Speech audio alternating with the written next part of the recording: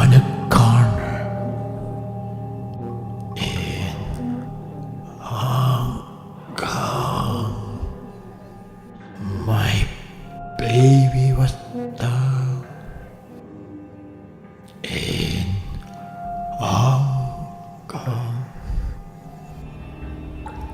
Yeah, I've known Adrian for quite some time, and I think one thing about Adrian is that for me he is a kind of perfect stranger to Hong Kong, and he's able to tease out a lot of very original maybe elements that we have forgotten in our daily lives. David's a very special kind of curator. You know, he's somebody who has a very hands-on approach, and what you're seeing is, you know, it's work that you know, I've generated from the studio, but it would not look like this if it were not for David's contribution. Well, I think probably the fundamental difference is the audience base. This is not a kind of a conventional or traditional gallery or exhibition venue. So I think I'm always struck that some of the people, the workers who are here, when they come off from the elevator by chance and seeing this setup, I find it to be interesting that we are actually exhibiting in this kind of venue. So when visitors enter the space, they'll be presented with a traditional Chinese archway. And from the exterior, there's a very narrow corridor outside of the elevator well, where you can look into the space. And the idea was that I wanted to create a window, something that would be read initially pictorially, read in 2 dimensions.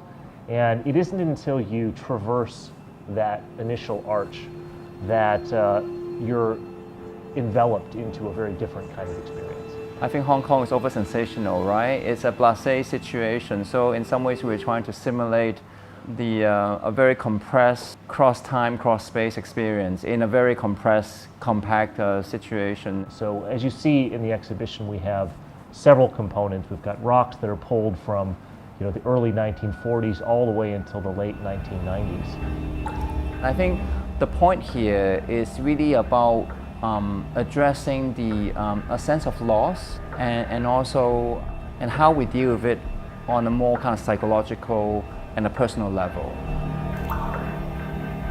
So this opportunity to work with the K11 Art Foundation is one that I've deeply treasured. So not only did it give me the opportunity to put together work at a scale that I wouldn't otherwise be able to produce kind of without their support. Every step along the way, they've encouraged me to kind of dig deep into subject matter. They've supported many different aspects of the process, from the generation of a custom musical track to kind of logistical support for the creation of the objects that you see here. And I think more emotionally, what they've done here in Hong Kong over a very short amount of time is to truly incubate talent. And I think that's really what this city needs now. Hong Kong being a relatively small space relative to, you know, China, I think that young artists don't often have the chance to realize projects of this kind of scale.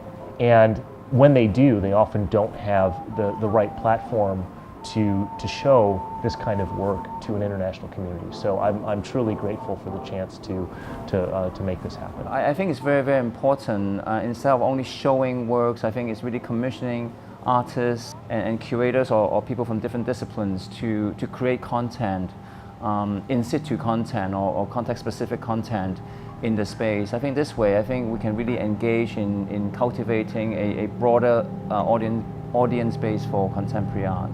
So I'm quite grateful of the vision and also support for this project.